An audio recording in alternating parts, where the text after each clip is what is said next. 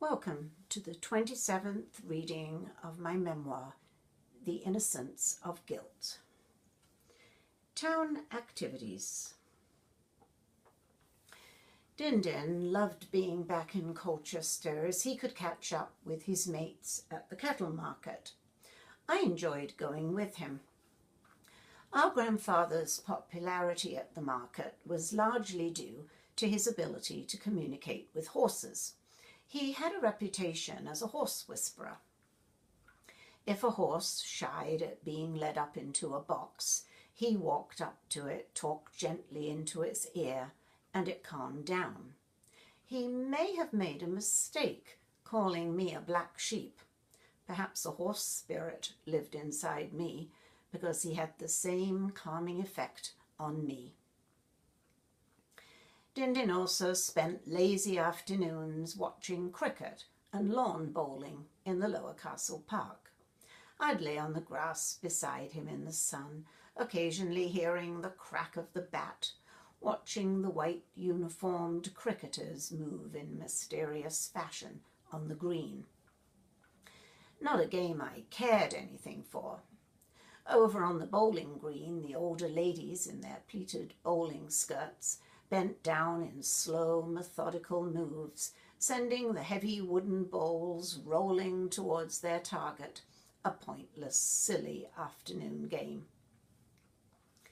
Din Din treated me to an ice cream, though, at the end of the day, from the Peters ice cream van parked inside the lower park gates near the boating lake. Then we sauntered through the streets towards home to see what Mum had made us for tea. My main goal after moving back was to visit Christine. Mum tried to put me off. She said Christine had passed the 11+ exam and now attended the girls' technical school. Mum probably heard it from Christine's mother when she picked up her daughter from the farm. To me, it didn't matter what school Christine went to, but Mum seemed insistent on keeping us apart, arguing about the merits of starting the friendship up again. She won't want anything to do with you now she's at that posh school. She'll be too good for you, she reasoned. I didn't understand. Later on, I realized that some of what she said rang true. Not that Christine didn't want to continue our friendship, but that we now trod different paths. I did as little homework as I could and had no interest in school once I walked out of its doors. But Christine took her studies seriously. School workbooks neat and tidy, geography maps carefully coloured with pencil crayons, and many an evening I wandered down the street, knocked on her door, and faced rejection by her mother, who claimed her daughter had homework. One day I took my recorder along, and Christine brought out her violin. She set up her music stand in the small front room, and we played Greensleeves together. The violin's such a superior instrument compared to my small wooden descant recorder. My mother's words taunted me. She'll be too good for you. Everything Christine and I did together from then on was tainted by that thought resounding loud and clear in my head. Christine invited me to Sunday school at Lion Walk Congregational Church. St. Martin's, the church halfway up the hill, had closed its doors, and she called at my house every Sunday morning so we could go together. For a time I did, but I didn't enjoy it. There was the matter of offering, given to help poor children.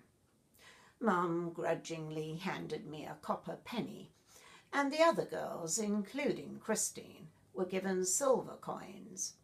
My best friend, raised in a one-parent household, better off than me. I possessed no special Sunday clothes to wear either, unlike the other girls in their pretty frocks. I barely concentrated on the lesson, but sat fuming on my chair in the Sunday school room, miserable in my old play clothes. an ugly duckling amongst beautiful swans, as the old Hans Christian Andersen story went.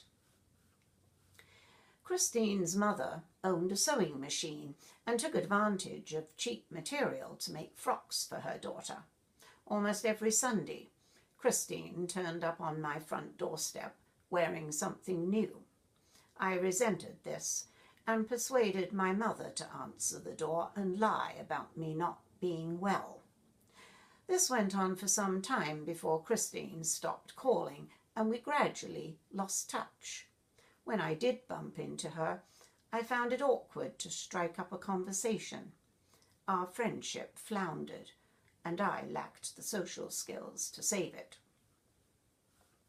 On most Saturday mornings, David and I went to the Saturday morning pictures at the Hippodrome in the High Street. It still operated as a cinema and theatre combined.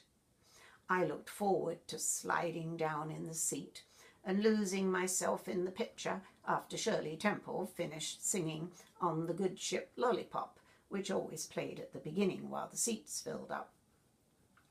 All the same, concentrating on the screen became impossible with the bedlam going on all around me. I wondered why the boys bothered to waste their time and their parents' money on the pictures when they rarely focused on the screen. Annoying to have to put up with them jumping up and down on the seats, tossing empty ice cream tubs, wooden spoons and sweet wrappers, whooping and yelling the entire time the featured picture ran, usually some action film with a cliffhanger at the end to draw them back the following week. The same behaviour resulted when the film reel was changed. The heavy velvet burgundy curtains were drawn across the screen, and the manager climbed up on the stage, threatening to shut everything down. Some of the rowdy boys were physically hauled out. Every week I hoped that things would improve. It appeared that no one could control the Saturday morning crowd, so I stopped going. Thank you for listening. Please feel free to subscribe, like, or comment on this reading, and hopefully you will tune in to the next one. Bye for now.